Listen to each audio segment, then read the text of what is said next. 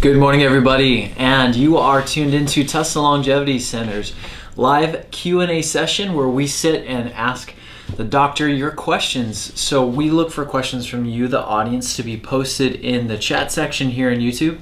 You do need to be logged into YouTube to do that, and you'll just post the questions over here to the right of your screen, and I will be monitoring those questions and passing those along to the doctor.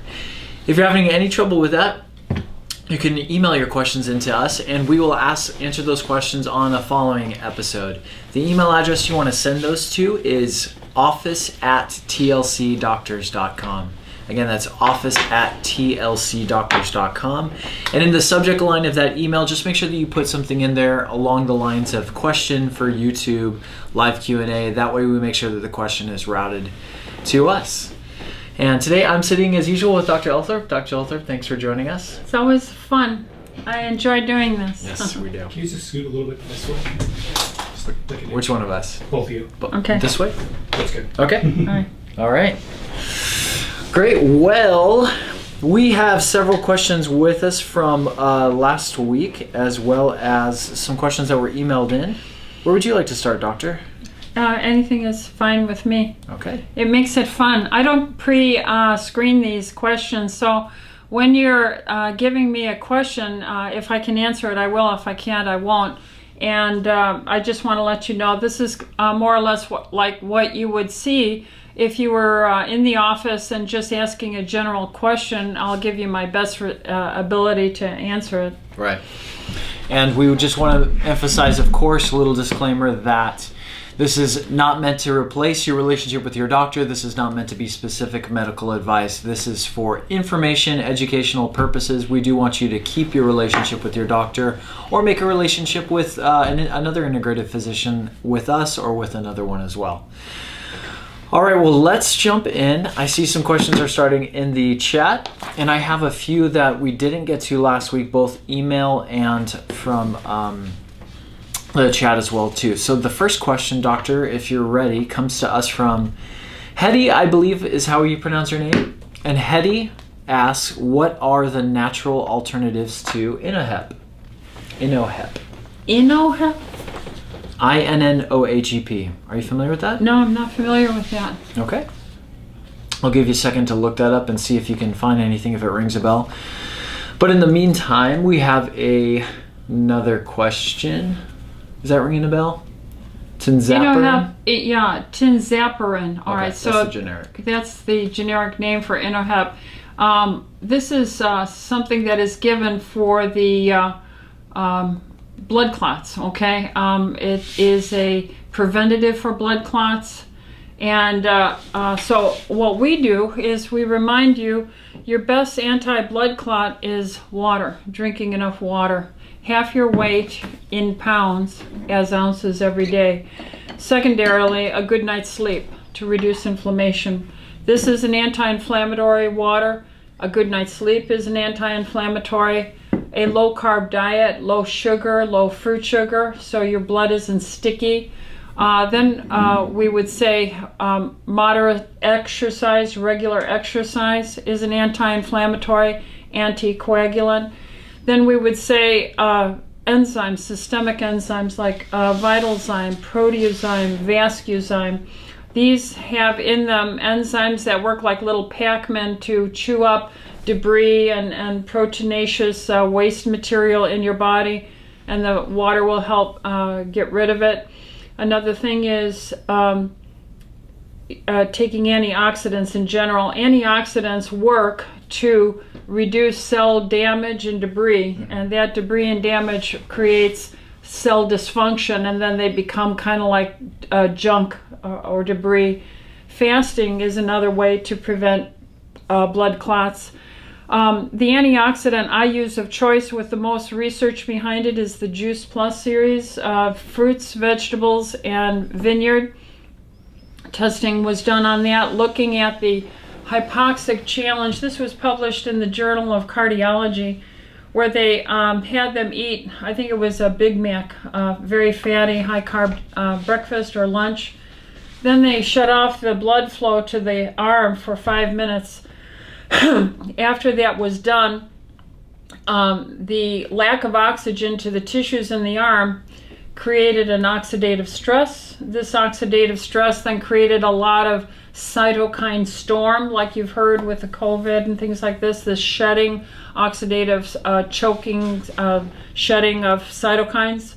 And then when they released the blood flow, they were looking at the vasospasm of the blood vessels, okay? And there was a tremendous amount of hypoxic damage and vasospasm in the one that was not using any antioxidant protection from Juice Plus.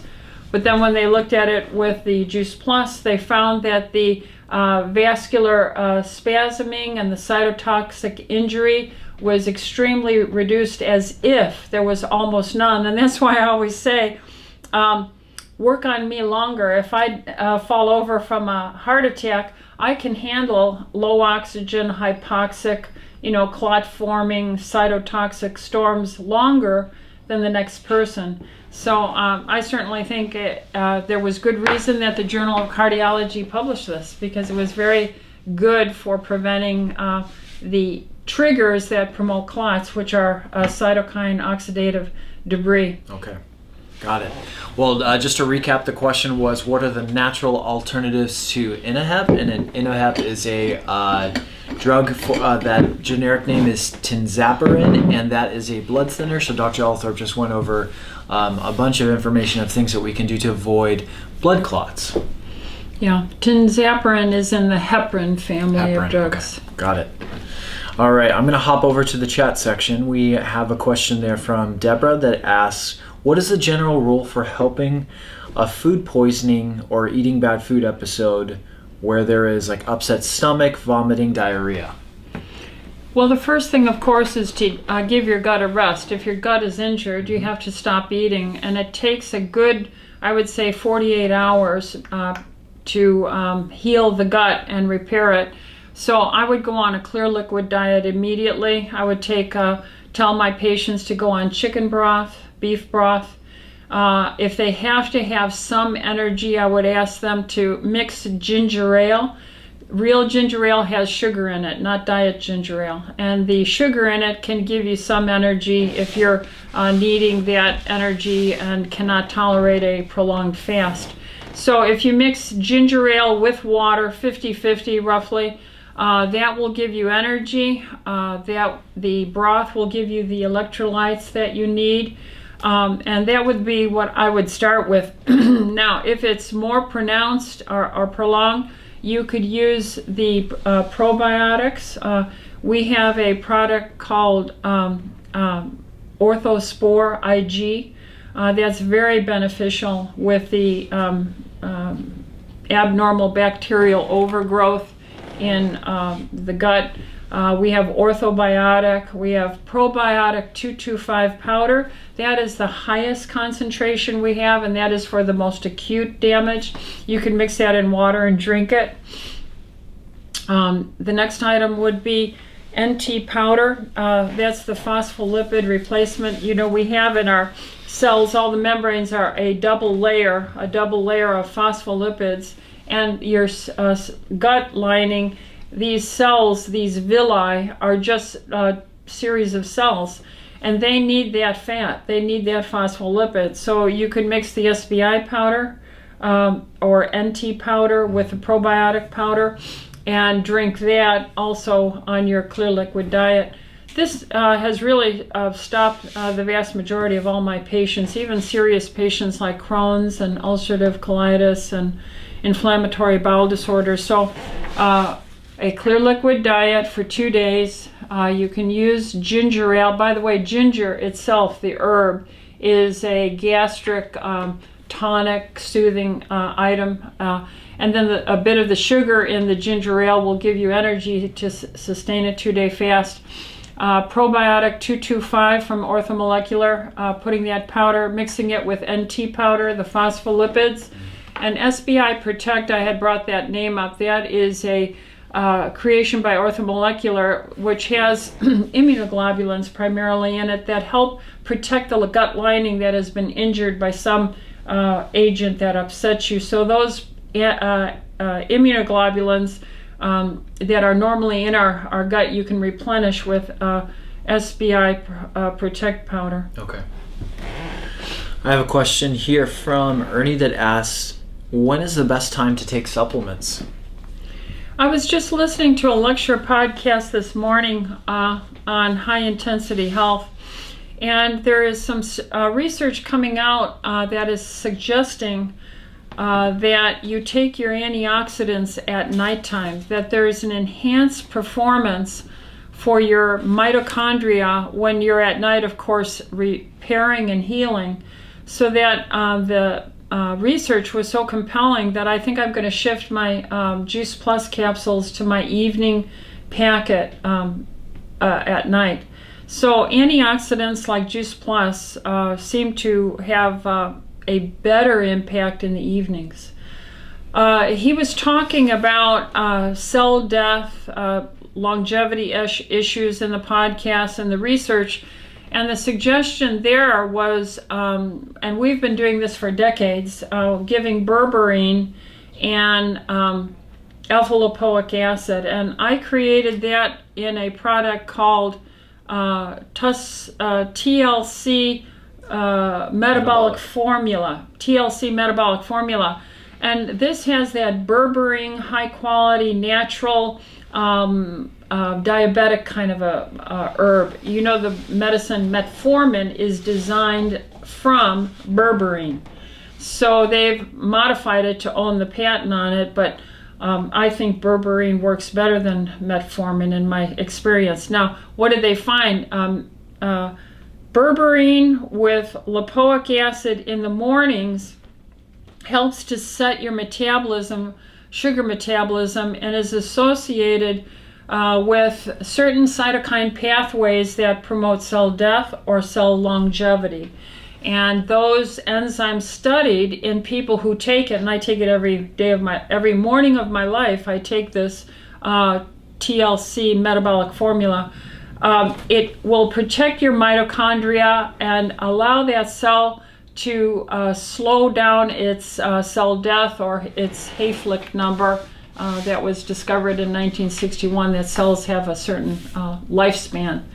So now he emphasized also exercise. There is more and more good research coming out pointing out to doing some form of daily exercise. Even if you did 7 minutes every day of a very aggressive, marching in place. I tell my patients, march in place for a minute, sit on the floor, and do 10 sit-ups, roll over, 10 push-ups for the girls from the knees, stand up, march in place for a minute, sit down, do 10 more sit-ups, roll over, do 10 push-ups.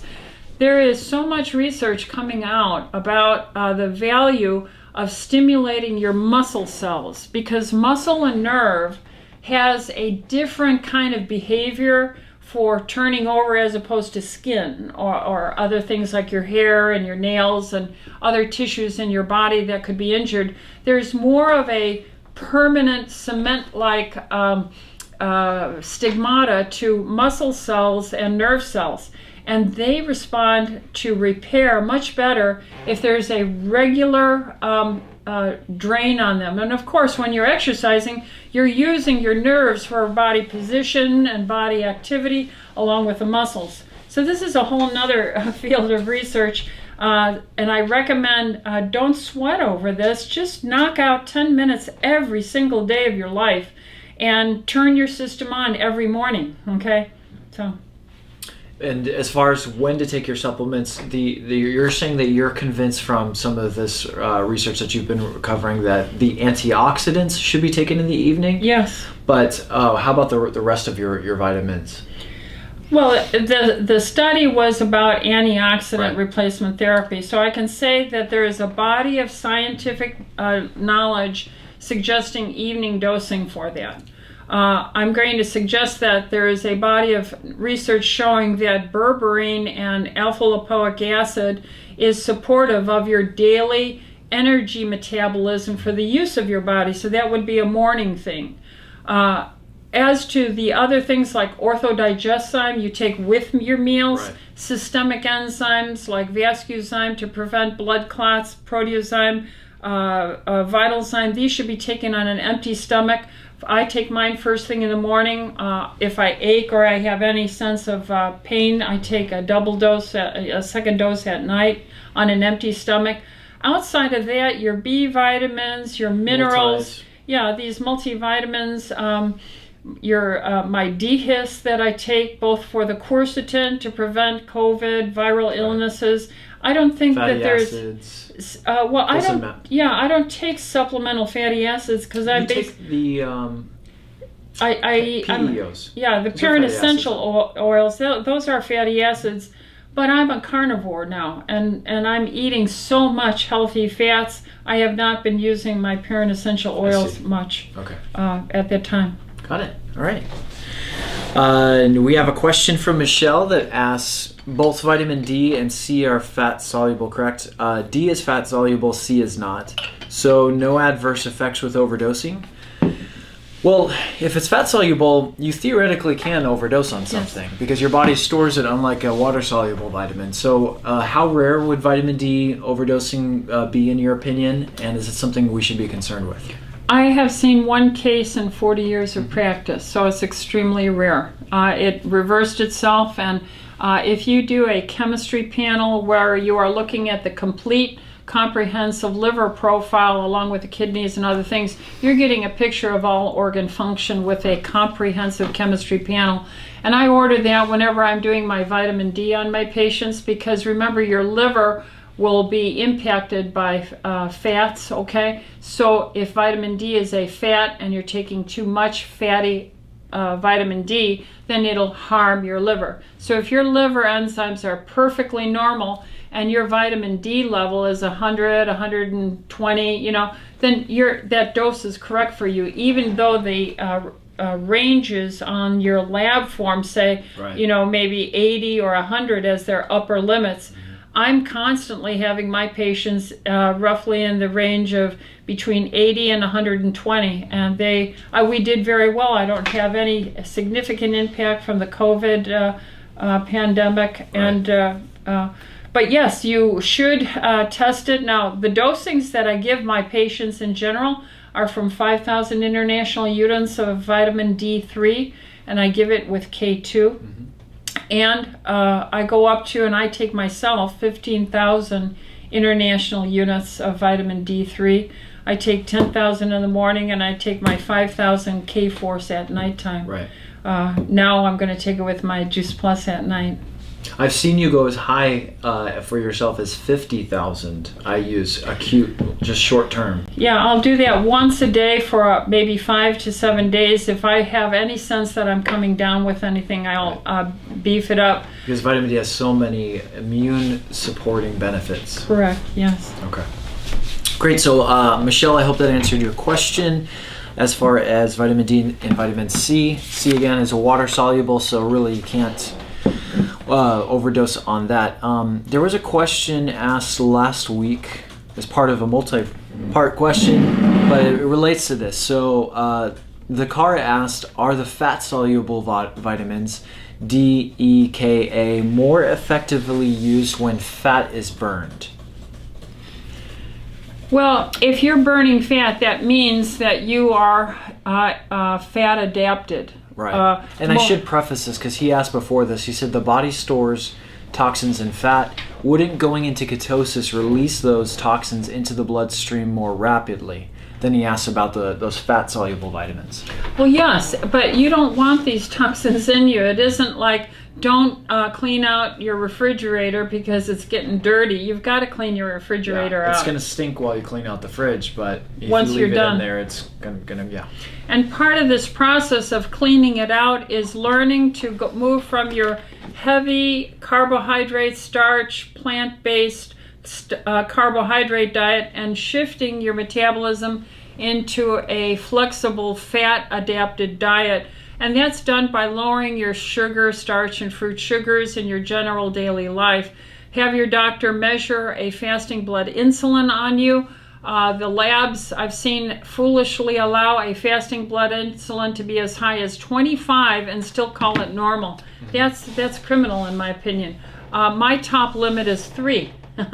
25 to 3. So who is a person who is dependent on carbs? Someone who is so insulin resistant, they have a fasting high insulin level of 6, 10, 15, 25. Their body makes so much insulin because they're so fearful of the volume of fruit, sugar, starches, carbohydrates coming down on their daily diet.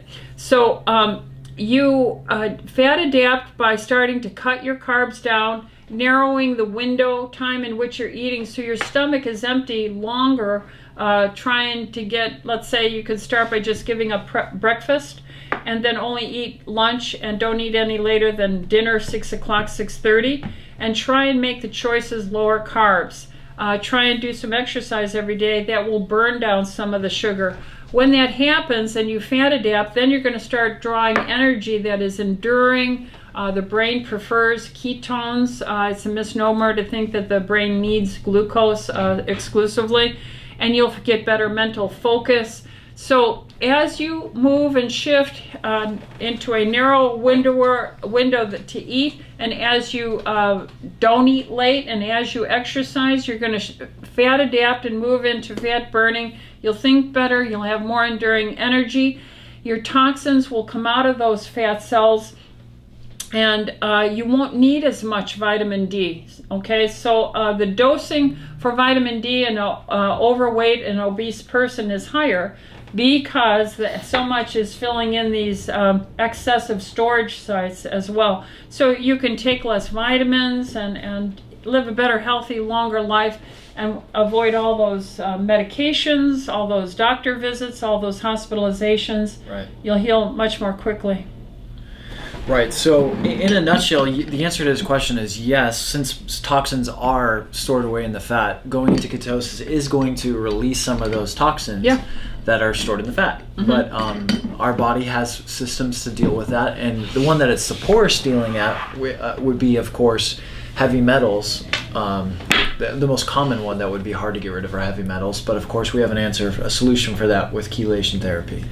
Yeah, regarding that, I was reading some articles yesterday regarding the spike protein, which is the toxic element of the SARS-CoV-2 virus that produces the disease COVID-19. So that spike protein itself is the damaging agent that hits onto the ACE2 receptors all throughout your body and harms them and promotes this dysregulation of your cardiovascular system, clotting and bleeding problems.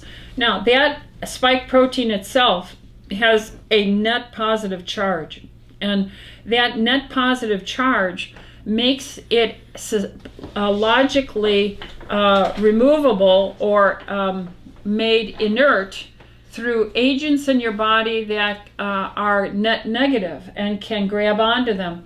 Well, all heavy metals, lead, cadmium, arsenic, mercury, aluminum, they're net positive charges, and it's well understood that EDTA chelation grabs on to these net positive toxic elements in our body. Therefore, EDTA chelation, and maybe another reason why our people did so well and I do so well, is I regularly chelate to pull toxins out, and now we know the spike protein is net positive charge, and there are those who are already having this post-vaccine concern of side effects. There are people who are doing chelation like this and improving their symptoms rather rapidly by using and taking advantage of something that will seize onto the spike protein. Remember, you want the spike protein to be a signal for your immune system to identify and make antibodies to, but you don't want the spike protein there to harm you. Right. So it's a catch-22 if you should use the vaccination. But it was very interesting. And then I went in and I looked up the scientific papers on EDTA. It's net negative charge, which then would attract the net positive charge of the spike protein. So EDTA chelation continues after 40 years of my life to constantly shock me and understand why it is so life-extending, cardiovascular friendly. Mm-hmm. Excellent. Okay. We have a few minutes left. I have a question that is a bit of a hardball from last week, but we did mention to them in the chat that we would get to it eventually. But I also have an email question from last week. Do you want a softball or hardball? Hardball. I like the hardballs. All right. So John wrote. He said, "I've never seen a doctor publicly push so much pseudoscience, contradicting recommendations from the FDA, the CDC, WHO, etc. And such doctors have been censured by medical boards for much less." Then he went on to ask, he said, "How could you, or what inspired you as a medical degree holder and a board-certified doctor to deviate so far from the accepted standard medical practice and recommendations from major healthcare organizations?" And of course, last week we were talking a lot about answering some questions about vaccines and some concerns from people that had about getting vaccines. So I think that's what he was referring to. Well, in general, we use our consultations, we use the standard of care here, so we have what we call integrative medicine. And so we will practice the standard of care, but we bring in our added background and training in complementary integrative areas of Eastern medicine that's been around thousands of years. So we'll enhance the life and longevity and nutritional status and well-being of our patients by blending standard of care medicine with integrative medicine.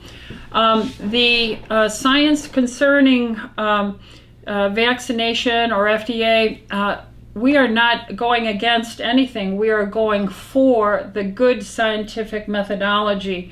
And science has always been asking questions and do no harm, asking questions and do no harm. So again, I have seen medicine practice now 40 years of my life. And in those 40 years, I have there's the vaccine adverse reactions events reporting has been around 30 years. And in that venue, I have never seen as many deaths and harmful side effects in a 5-month period of time with the rollout of an experimental vaccine. And I have been around through all these pandemics, and I've never seen the lockdowns or the masking, these things make any difference. So wisdom, experience, long-term knowledge, in a clinician who is seeing patients every day, I can see if you're getting away from patient care and you're just up in that ivory tower talking about research, you might lose effect. But my patients hold me accountable every day. If I were to harm a patient or misguide a patient, they can sue me. They can bring to me a lawsuit.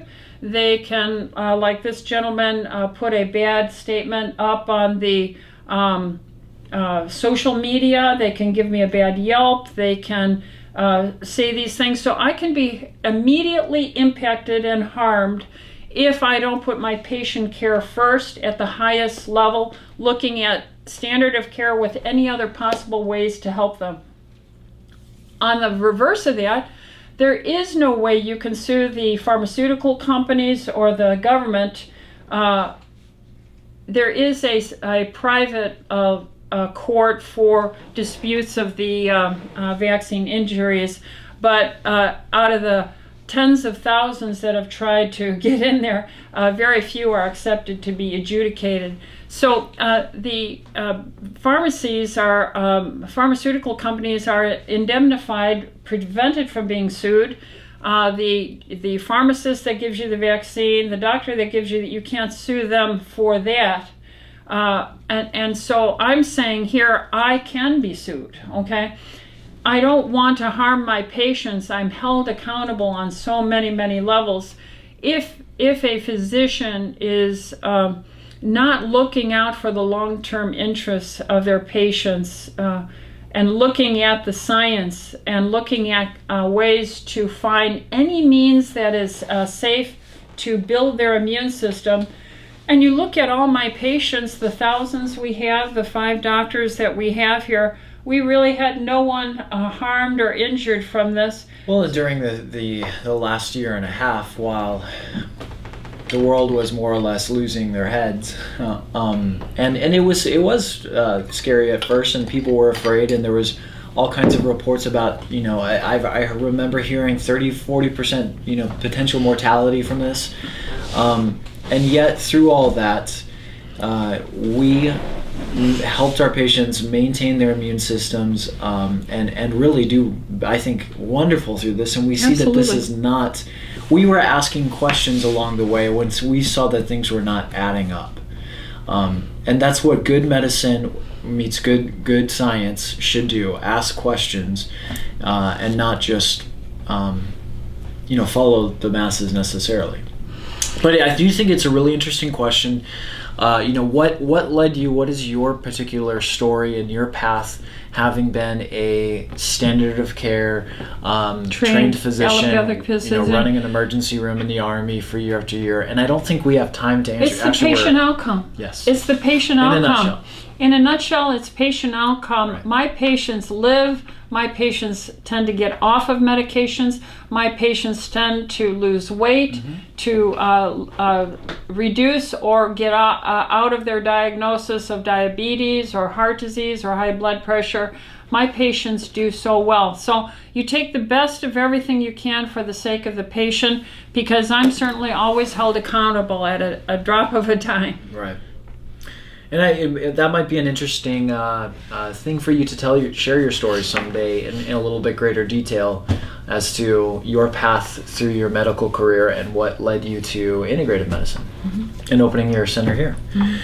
Okay, well, we are a little overtime today. We meet every Wednesday for about a half an hour, but then guess what? Doctor has to go see her patients because she is actually seeing patients here in the office. So we will record the questions that we did not have time to answer today, and we'll ask those as we did today on a following episode. You can also email questions into us at office@tlcdoctors.com. Remember to join us here every Wednesday at 9:45 a.m. Pacific. We're about here for about a half an hour. And Dr. Ellithorpe has added on Monday evenings, Monday at 5:30 p.m. Pacific California time. She is hosting a longer format by herself, answering your questions here. So we're testing that right now and seeing if that works and that sticks. So be sure to tell your friends, your family to tune in on Monday. There's a lot more time for her to get deeper into these answers with you. Any closing comments? Happy birthday, Debbie, my sister. Happy birthday. Is today her birthday? Yeah, well, yesterday was. Oh, okay. Happy birthday, Debbie. All right, folks, we will see you here on Monday at 5:30 p.m. or next week here at 9:45 a.m. Pacific. Until then, be well. Thanks for your time. God bless.